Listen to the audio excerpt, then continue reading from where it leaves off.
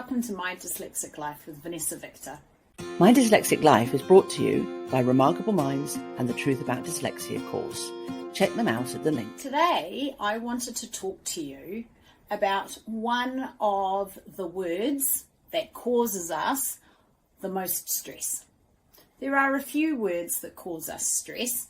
Test is one, question is another, being asked to talk about out loud, that would be another. But this word is time. Time is so stressful for a dyslexic. It's stressful because we just don't have an inherent understanding of time. We don't have a natural ability to know how long things are going to take, to know how much time we have and how to manage it. I've been in a real funk lately, like I've just been feeling so flat and so like I don't have enough time. It's getting towards the end of the year and all of a sudden there are only 8 weeks left of 2020. And when you don't have an inherent understanding of time, that just sounds frightening. Because in my head, there are all these things that I'm going to get done by the end of the year. I'm going to get the bathroom renovated. We're going to do a marketing funnel for this wonderful group. I've got to book in another client. I've also got a parenting course that I want to work on to help dyslexic parents be able to read with their kids. There's all of these things that I want to get done. And time, it's just like, oh my God, I just don't have enough time. I don't know, do you guys feel this? Like, for me, dyslexics either fall into 2 camps. And one is that they are always very, very structured and they have a lot of tools and tips and techniques and in place for time management.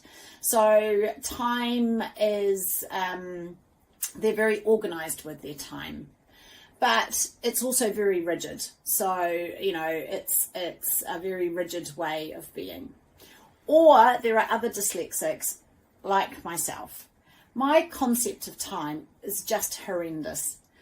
It's been a joke in my family for a long time that my days are longer than everybody else's. So everybody else has 24 hours and I have 36.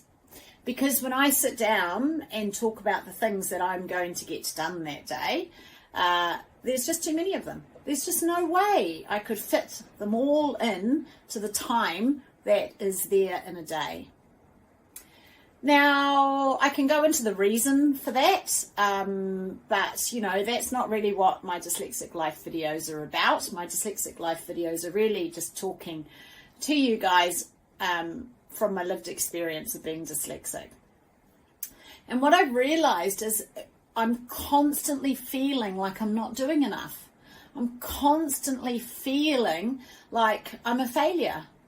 Because I expect to be able to do so much more with the time that I have in a day, I'm always not achieving everything that I could achieve. So I put huge unrealistic expectations on myself. And then instead of thinking, oh my gosh, actually, do you know what? I achieved ABC, I just go, oh, but I was supposed to do A, B, C, D, E, F, G, and I only did A, B, C. Oh, I'm such a failure. Why can't I manage my time better? Why do I never have enough time? You know, amazingly, we all have the same amount of time in a day. And when you're dyslexic, it can really feel like we don't seem to have as much time as other people.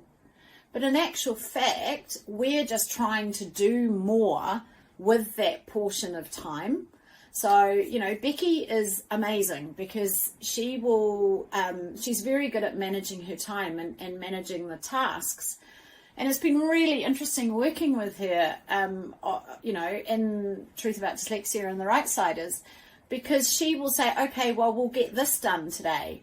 And inside I'll go, oh, well, yeah, of course we will, but we'll also do finish updating the website, and we'll also come up with a marketing plan, and then I've got this really cool idea for a post. So can you see, she will allocate time and just do that one task that needs to be done, and then you feel like you've achieved something. I will allocate time, try and do 3 or 4 things and only achieve one of them, so then I feel like I haven't done enough. It's that feeling that starts getting me just feeling a bit down, because you're like, oh, no matter how hard I try, I can't seem to get all of these tasks done. And it even happens in my personal life. I mean, I'm not even talking about work. Saturday will roll around and I'll think, okay, I'm going to, drop my son to cricket, and then I'm going to do that chore that I've been meaning to do for ages. And then actually I'm going to, go and wash all the bedding. And then actually I really want to get to that shop and have a look at that thing. And then actually I really want to go and see my girlfriend. So already I don't have enough time to do all those things. And so therefore I constantly feel like I don't have enough time. And, it's just such a horrible feeling. It really is a horrible feeling, like you don't have enough time. And it really is just the way that I'm approaching that amount of time. There is only an hour. And because in my mind I visualize a task being finished, so I think, okay, I've got to go to the supermarket. I just see myself at the checkout with all of the things I need. Yeah, that's what my mind sees. So my mind doesn't naturally see the time it will take to drive to the supermarket, find a park, go in, get the trolley, do the sign-in app, because, it's COVID at the moment. Go and find everything you need. Possibly bump into someone have a chat, then get to the checkout. My mind just sees, I'm at the checkout, all of that stuff's happened, so shopping is going to take me 20 minutes. In reality, shopping will take an hour. And it's this ability that we have to just kind of see things as done, or see the end of the picture, rather than the actual sequence of things that have happened. And of course, those sequences of things take time. So we're constantly running on this operating system that doesn't quite match with the physical world. Our operating system, that's why my days do seem to have more hours in it than other people's. Because, for me, that shopping trip took 20 minutes. So then, of course, I can do something else in that hour. Whereas in the actual physical world, that shopping trip took an hour. I hope this is making sense. The other thing is, often we grow up in a household with someone who is dyslexic as well. So my mum's time management is also really, really bad. And not only is there a joke about the number of hours in my day, there is also family jokes about my parents constantly being late. In fact, friends of the family know if they want my parents to be there on time, they have to tell them to be an hour before they should be there. A whole hour. So I also grew up in a household where my mum didn't really have a good concept of time. So I didn't really learn that time is, there's only a certain amount, and to do things slowly. And by I don't mean you have to do things like at a snail's pace. I just mean that when you understand how much time you have, you're not rushing all the time, because you work out what is a realistic amount of things that you can do, and then you can do them at a more even and measured pace. Whereas I grew up in a house where we were always running around like headless chickens because we were always running out of time. So sometimes you've grown up in that household, and so you didn't get a good sense of time from your parents. You know, the other thing that happens is because we go off into our own world in our heads so often, and we do that to entertain ourselves, we do that to problem solve, and we do that when we're being creative. But it is also our solution for boredom or confusion. So in school, when we got bored or confused, we would go off into our imagination. And then in our imagination, there's no concept of time. Yeah, time doesn't have a certain amount or move in a standard way in our imagination. So we go off and daydream in the middle of a lesson, and all of a sudden the bell goes. And you're like, oh, that lesson's over. That went quick. So not only at home, you might not be getting a sense of time, but then traditionally where children will start getting that sense of how long an hour is and how many things you can do is at school. So if, like me, you used to daydream at school because you couldn't figure out what was going on, we don't get that sense of how long time is. And I believe that's where my panic comes in of trying to get things done quickly. Because I would daydream in class, I'd come back in, I wouldn't know how much time I would have left to finish the essay or reading or doing maths. So then I would start panicking, oh my God, I've got to do it quickly, because I just had no idea of how long that was going to take me. I don't know if this is making sense, but, you know, as I'm talking about this, it's really interesting because it's making me think back to my experiences and just seeing how if you don't grow up with that sense of time and with that sense of what you can achieve in a time period, then it does set you up for failure. I think that's the thing I'm trying to say. And also, it is really natural to not have that understanding of time. You know, time is a very linear, sequential concept. It only moves at one speed, and it's very ordered.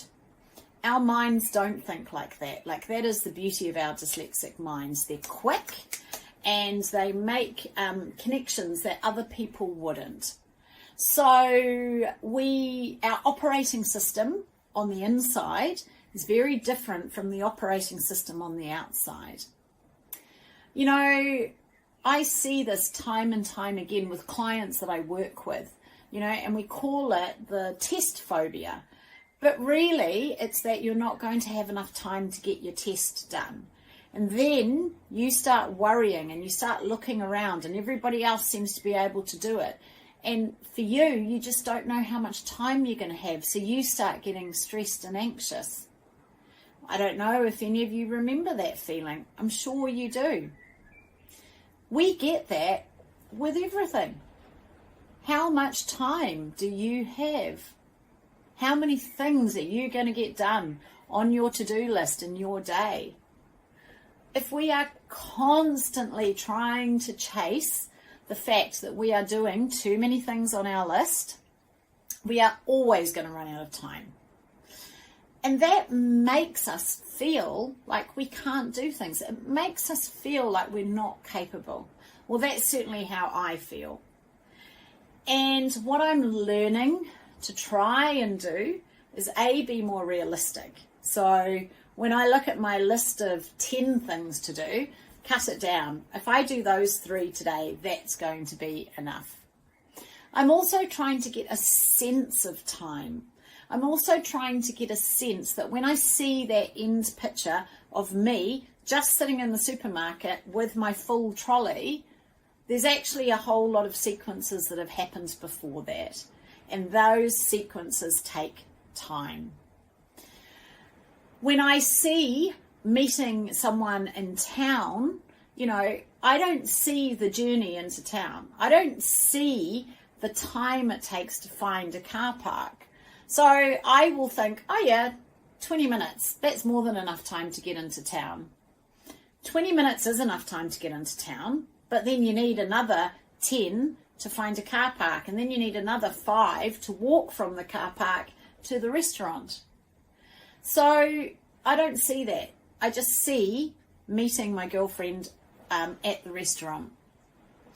So it's about becoming aware that that's how your mind naturally works, and knowing that actually I need to add in a little bit more of a buffer. Do you know, it's interesting because with everything I've learned and the tools that I have and my ability to understand what's happening, sometimes I still just get into that kind of dyslexic whirl. And this happened to me last week.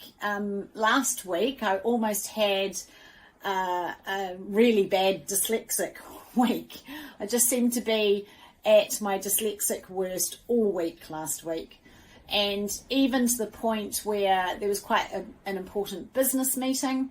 I'd had a meeting with a client. I was over the other side of town, and I just didn't factor in that I would have to drive across Auckland at kind of, 4 o'clock, which is starting to get into rush hour.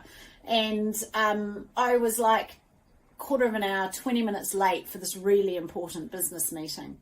And of course I felt so rubbish. I was like, not making a very good impression, and oh my God, how can I be disorganized, and how could I have run out of time?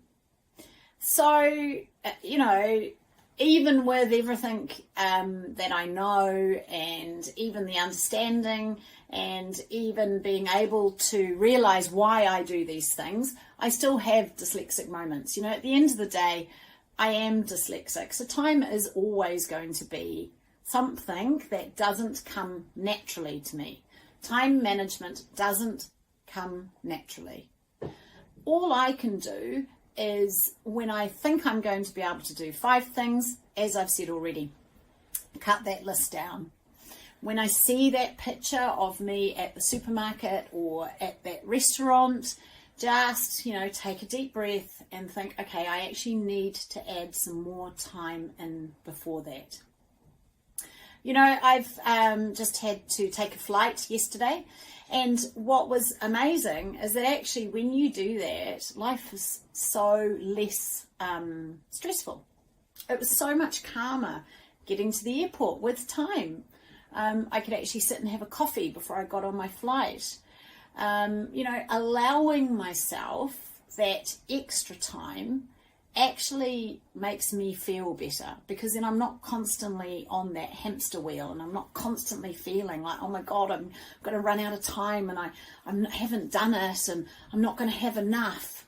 The more that you think that and feel that, the more you're going to stay in that loop, the more you are going to not have any time.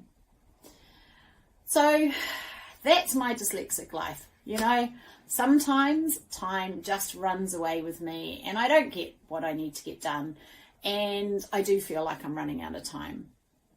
But, these days I do spend more time in that calmer state. I am in that place more often than not, when I can understand that actually I only have the same amount of time as everybody else.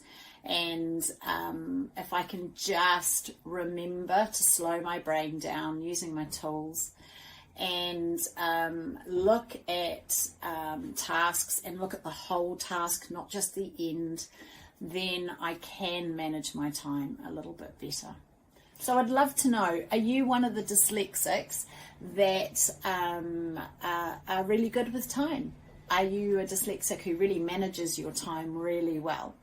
And is that stressful for you? I'd love to know, because I know at my end of the scale it is stressful. But is being able to manage time and being very aware of your time management, is that stressful?